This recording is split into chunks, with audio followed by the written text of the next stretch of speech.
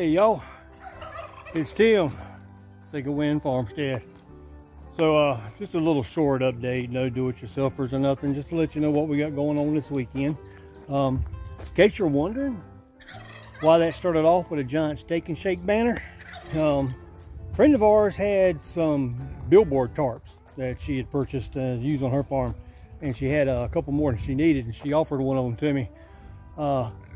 For all of you that use tarps a lot, I highly recommend you going online and finding billboard surplus. These things are super heavy. I mean, heavy. But they're huge.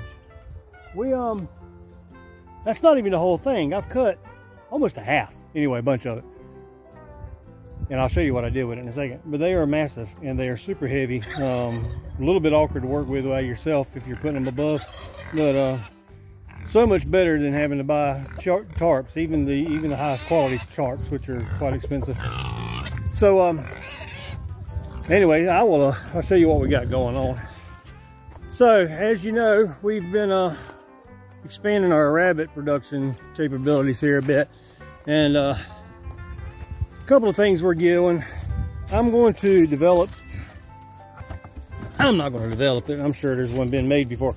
I'm going to make a box screen that we can shake these rabbit droppings through to separate the leaves and the hay and clean them up some, and then we'll be able to bag and sell them locally for fertilizer. And I've been cleaning up the area a good bit, trying to get rid of all these leaves that are everywhere. And excuse my mess, I'm in the middle of a remodel here, but I'm trying to get it so that we have a better, cleaner sampling of the rabbit manure, or garden gold as some people call it. I've got little piles of it everywhere. But today's project, I had to set in a couple of nesting boxes. Both my bunnies 2 and 3 are due on the 9th. And yeah, she's already in there doing her thing. That's a good sign. It appears she is too. So yeah, about a week out. We want to get the boxes in there and let them get going. Now for the big project we've been doing this week. We had this canopy awning cut down to a 1-car size, had it over the tractor back behind the pig pen. But with the gift of this big old tarp, which I've still got to do some work to. Right now I've just got it up here. It's so heavy that we can't really pull it tight. So I'm going to put something in here to kind of push it so it doesn't collect water. In fact, on that side, I swagged it so that water will run off. We'll see which side works better, and then we'll make them all fit. And y'all remember this big cage here with the stand? It was a long ways back in the edge of the woods. We took it apart, moved it to the center here, get it up under their covering, got that big ugly tarp off the back. Did a couple things different. We put the black pipe underneath it so that we created a stable shelf instead of just swinging it on the chain, which leaves us with all this area back here. And this week I will be building another cage on the back of here, so we'll have 5 more runs down here. We moved the penthouse. You saw the video build on that. Number 6 here is due on the 8th. She just got her box and she's going to work. Marilyn had 6 bunnies. They are at the 4-week mark, and we've already pulled them and got them in another pen growing out. All right, so this is Bugsby. He is the New Zealand Rex mix buck that we're using with all the girls on this side. Black Betty has 9 little cuddlies in here, and they're all playing shy. Come here, guys. But yeah, look at these little cutie booties. So Sarah will have those ready. They're about a week behind Maryland, so they'll be in here another week with Mom before we pull them. But they're already eating really well, drinking from the bottles. We're watching them. They look real good. So they'll get pulled off of her soon, give her some room. They will probably go right here beside her in that empty cage.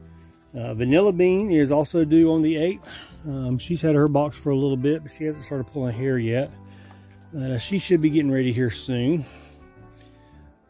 Red's about a week behind these girls, so we're going to have to make more boxes because I believe I'm out.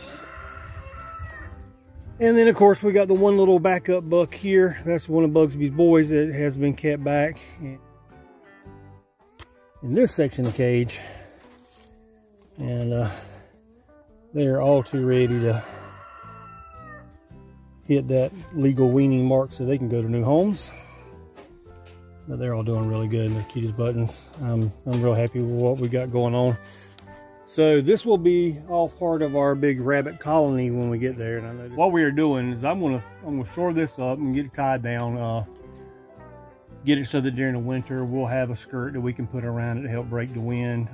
The cages will primarily be used for what I call my wild breeds. Those are my Tennessee Reds and Cottontail lines. That they're meat rabbits and they're good for hunting, training dogs and whatnot. That side of the business will be all those rabbits.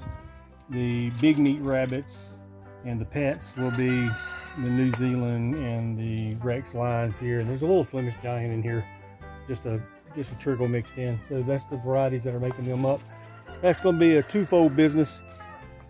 The domestic type ones, the white colors, the pretty ones, we will eventually fence this area all the way around this tree line and do some underground fencing and everything to make it so that they can hit the ground. Then we will save probably these 3 bins over here in what I call the penthouse for their nesting boxes, and we'll tag them, and when they're about a week ahead of delivery, they'll get up off the ground into the box, go about 5-6 weeks in there with the babies, and then we can pull them back out, move the babies to a grow out pen, put the bunnies back on the ground.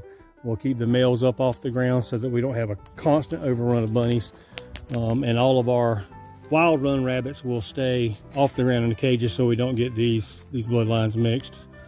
I've got room on this slide to build another double pen there that can go in front of it, and I'll have to slide that, so we'll have doors to the outside as well there if we decide to go that route. I've also got these big pens. We're going to cut them down half height and divide them, put a couple extra doors, and have large grow out pens. They will probably be situated right in here. And these old guys, once we get everything moved, they will probably be salvage off the good part, hinges and whatnot, and then we'll scrap all that old style stuff, and everything will be up under the roof. Part of the thinking in there is we'll have a cleaner area to be able to harvest manure from. I can get totes, and when we're not running hay in them, we can have totes in them, so we're getting a clean catching. When we are running hay, like during the coldest months of the winter or whatever, and it's going to be a lot of debris mix, we'll pull them out and we'll use that stuff around here. That way we're selling a cleaner potting product there. Hopefully having that open and access for the ground rabbits with the manure beds going will draw the ground rabbits over there from the colony as well, so that we can capitalize on capturing that manure. And we'll sell little bits and pieces, and we'll see what we can do, and hopefully we're going to make a business out of this that is profitable, even in the midst of all this craziness. But I just wanted to catch you up. I think once I get it all cleaned up, we get it all fixed up, it's going to look a lot better. It's going to look a lot more professional. We've got some high-grade rabbits. Everything's looking good. We've been using them for a while. We haven't done a whole lot of selling, but we're fixing to get into that now that we have got a bit of a proven track record with our breeding practices and all. So, yep, that's this weekend. That's what we're doing. And if you got any questions, want to talk about it, anybody locally want to buy some rabbits, we are here. It is going to be our #1 mainstay. I think moving forward is we're going to really focus on the rabbits around here. You only have 6 acres. You're limited on some of the bigger livestock. We can do a lot of rabbits to 6 acres. And who knows? We'll see how it goes and see how it keeps growing, and we'll keep you up to date. Till next time, till I'm out. See ya.